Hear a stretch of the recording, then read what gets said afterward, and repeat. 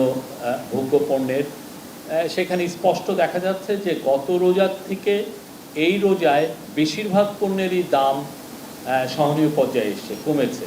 পুরো রোজাতে ইন্টারিম গভর্নমেন্টের ফোকাস থাকবে দাম কিভাবে সহনীয় পর্যায়ে রাখা যায়। বোতল সয়াবিন তেলের ক্ষেত্রে আমরা এর আগেও দুই একবার দেখেছি যে মার্কেটের থেকে কেউ বলেছেন যে এটা উধাও হয়ে গেছে। তো আমরা চেষ্টা করছি, যে আমাদের সর্বোচ্চ চেষ্টা আছে যে এইটার সরবরাহ যাতে এখন ঠিক পর্যায়ে আসে এবং এটা যেন সবার জন্য এটা মানে পর্যাপ্ত সরবরাহ থাকে। ইন্টারিম গভর্নমেন্ট বারবার বলেছে যে নির্বাচন এই বছরের ডিসেম্বরের মধ্যে যদি পার্টিগুলো, সব পলিটিক্যাল পার্টিগুলো মনে করে যে রিফর্ম করে তাড়াতাড়ি ইলেকশনের দিকে দেশ ধাবিত হবে, তাহলে এটা ডিসেম্বরের মধ্যে ইলেকশন হবে। আর যদি না, ওনারা পলিটিক্যাল পার্টি চান যদি আরও কিছু রিফর্ম হওয়ার পরে ইলেকশন, সেক্ষেত্রে আরও 3 মাস এটা দেরি হতে পারে।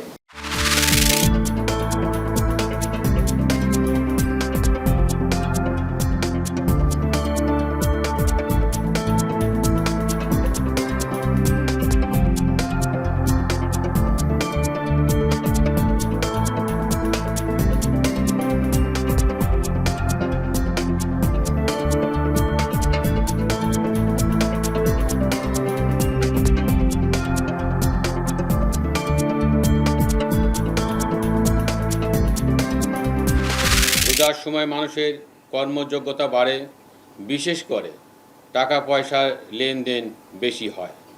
শপিং মল, ব্যাংক, বিমাগুলোতে মানুষের ভিড় বাড়ে। এসব জায়গায় কেউ যাতে নাশকতা না করতে পারে সেই জন্য আমাদের গোয়েন্দা নজরদারি বাড়ানো হচ্ছে। এটা হচ্ছে এক ধরনের বিশেষ গোয়েন্দা অভিযান, যেটাতে ছদ্মবেশে আমাদের সদস্যরা মানুষের মধ্য থেকে অপরাধীদের শনাক্ত করতে পারবে। জুলাই গণঅভ্যুত্থানে যে সকল শহীদেরা জীবন দিয়েছেন এবং যাদের পরিবার এখনও তাদেরকে খুঁজে পায়নি, সে সকল পরিবারের অজ্ঞাত শহীদদের কবর জিয়ারতের মাধ্যমে আমরা আমাদের আজকের আনুষ্ঠানিক যাত্রা শুরু করছি। যে দাসত্বের যে কালচার ছিলেন, যে জিম্মি করে রাখার যে কালচার ছিলেন, সেই জিম্মি করে রাখার কালচারকে উপড়ে ফেলে দিয়ে নতুন একটা ব্যবস্থা হাজির করতে চান। ছাত্র সংসদের নামে, ছাত্র রাজনীতির নামে ছাত্রদেরকে ব্যবহার করে, ছাত্রদেরকে ইউজ করে যে বিদ্যমান ছাত্র সংগঠনগুলো যেভাবে দলীয় এজেন্ডা বাস্তবায়ন করতেছেন কিংবা নানান রকম কালাকানুন ব্যবহার করে শিক্ষার্থীকে জিম্মি করে রাখতেছে, সেই জিম্মিপনার বিরুদ্ধে গিয়ে নতুন একটা ব্যবস্থা আমরা হাজির করতে চাই।